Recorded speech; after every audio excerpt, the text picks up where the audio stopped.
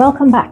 If you're tuning in for the first time, this is part 2 of our series on managing workload, and we'll be covering how to measure and support your team's workload effectively. So if you missed part 1, I recommend you watching that first, where we cover the meaning of workload and the key factors that contribute to it. Now, many managers rely on their intuition or random check-ins or gut feelings, but honestly, that's not enough. What you need is a system to effectively measure and manage workload. Now, let's get into the practical side of how to measure workload. So I'll cover this into 3 sections where I will talk about measuring workload. Then I'll also talk about the systems that you can use to support that, before I expand more on what you can do to support your team. So Dr. Simon Breakspear, in his podcast on school strategies, discussed how workload mapping helps teams horizon scan, and then they are able to outline future demands or work requirements for the next school term, working backwards and checking on what needs to be done by the week to understand the workloads and manage them. This is similar to what happens in workforce planning in HR and also developing a work plan across different teams. And I'll go through 4 points on how to measure workload. So first, you need to be clear on the ultimate goal or goals, and this is where your team strategy or objectives need to align to organizational strategy. This is something that we always say in HR, that the HR or people strategy is aligned to organizational strategy. And then this then comes in the form of an annual plan with several tasks or projects over a period of time. So start with a clear strategy to understand the work that's required. So second is to match it to your resources. Match this big goal or all these different projects that you have to achieve to the resources. What are your resources? Check on your teams, check on any other available support that you have. Check the time available, the budget, the systems that can help you achieve the objectives. I have worked in roles where it was just about 2 of us in a department, and with that, I had to find creative ways of building working groups where other members of staff outside of the people team supported us in achieving our objectives. So be clear on what it is that you need and who you can rely on support. No wishful thinking. The third and almost similar point to the second one is to evaluate your team capabilities and capacities.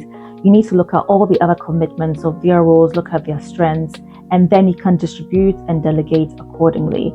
You may have 5 team members, but actually 2 may work part-time. So that time frame that you think in terms of the availability and the capacity, it may differ. So consider this. Be careful not to overburden a team member, even those that are high achievers, so that they can continue to operate in the optimal state that I described in part 1. So 4 is to evaluate the amount of time each task or project will take and then estimate reasonable time frames to complete the task.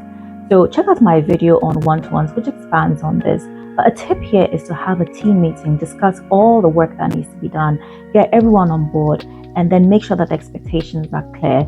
Maintain fairness though, whilst adapting to individual differences. So for example, a team member, Tom can type very fast, and so we'll only need about 15 minutes to type minutes.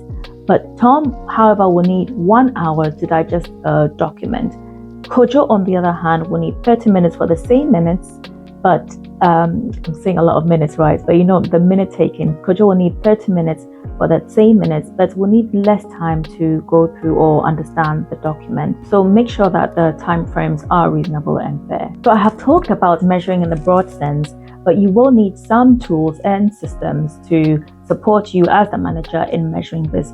So let's look at some basic tools first. The basic tools we all need are in the form of a diary or a notepad. I still like to write things in hard copy, but I know there are so many gadgets and systems out there that you can use, and they do amazing things to be able to organize your diary and capture all these notes. But Microsoft tools using like Excel are a good way to be able to create Gantt charts to be able to track your team progress. And the PM site, they allow a free download of a copy on there. I'll share the link in the description box. And the other basic tools like the Microsoft Outlook for email and Slack for Teams and Gmail, etc., just allow us to be able to communicate and collaborate. But there are some other more comprehensive tools and efficient systems that you can use. And using tools such as Trello, Asana, or Monday can help break down project and tasks, customize workflows, enable collaboration, assign deadlines, track progress visually, and allows reporting.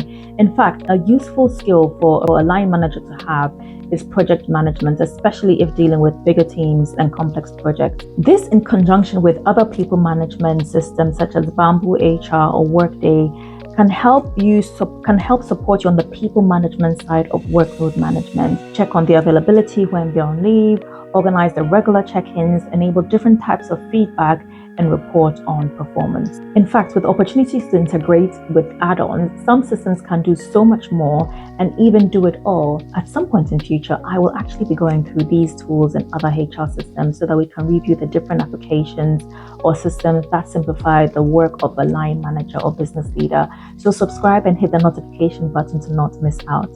Now, using tools like these promote transparency and ensure that tasks are spread evenly. It's not about micromanaging, it is about creating accountability and clarity. Another useful tool that comes to mind is the RACI matrix, which stands for Responsible, Accountable, Consulted, and Informed. I recommend using this framework, which clearly defines who's responsible for what, ensuring that tasks are evenly distributed and streamlines accountability in projects. So once you've measured workload and explored the systems and tools to enable this, let's now consider other ways to ensure that your team has the support that they need. Let's look at how we can do this through communication, prioritization, flexibility, and accountability. So the first is open communication. Encourage your team members to share when they're feeling overwhelmed, whether it's through virtual one-to-ones or in-person check-ins. And these regular touch points should discuss workload. And you should have a process where workload can be recognized. And how you recognize workload is looking out for the 3 signs of burnout that I shared in the video. And that includes when the person is making more errors, feeling anxious, when you feel like there's a growing to-do list and not being able to actually do any work. So acknowledging and talking about it is important. Prioritization. Use the 80-20 rule. The principle here is that 80% of results will come from 20% of your actions. So focus on the tasks that will deliver the biggest impact to your team or the organizational strategy. So a practical example of this Pareto principle, which describes that 80-20% rule, is that 80% of profits generally will come from 20% of your products or services. And 80% of decisions in meetings are made in 20% of the time. So teach your team to identify which tasks are critical. And you can also use the 4D prioritization tool by asking yourself these questions. What absolutely needs to be done? What can be delayed? Who or where can I delegate to? What can be deleted or moved?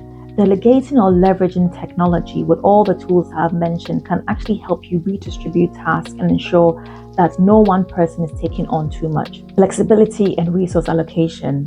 So everyone has their own work rhythm, so it's essential to remain flexible. I am one to start early, and some days I can even start as early as 7 a.m., get projects done, but by 2 p.m. you will not get much out of me. I, however, had another colleague who could start work at 10 a.m. or be on fire till like 6 p.m. So flexibility will allow you to make the most of your team members' different strengths and reduce the risk of overload. So in both office and remote settings, knowing and understanding each team member's capacity is key.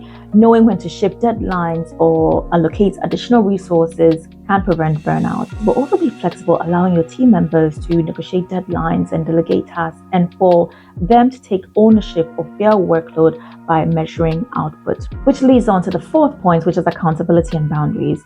Now, encourage team members to set boundaries and hold themselves accountable for managing their workload. This could involve setting limits on the number of meetings or the time spent on non-essential tasks, or can mean creating a clear divide between home and work hours if you're a remote worker. Remember, measuring workload isn't about micromanaging. It's about empowering your team to do their best work. To wrap things up, measuring and supporting your team's workload requires the right tools and an ongoing commitment to balance. By the way, I'm launching the Mayday Manager Workshop where we can explore this and network and build our strength as managers. So register your interest on Maydaybaiden.com or follow the link in the description box. I'll end this by saying that by managing workloads, you're building a team culture where people feel valued and supported, which ultimately leads to better results for everyone involved. So thanks for tuning in. Make sure to subscribe and hit the notification button. And until next time, make progress with care.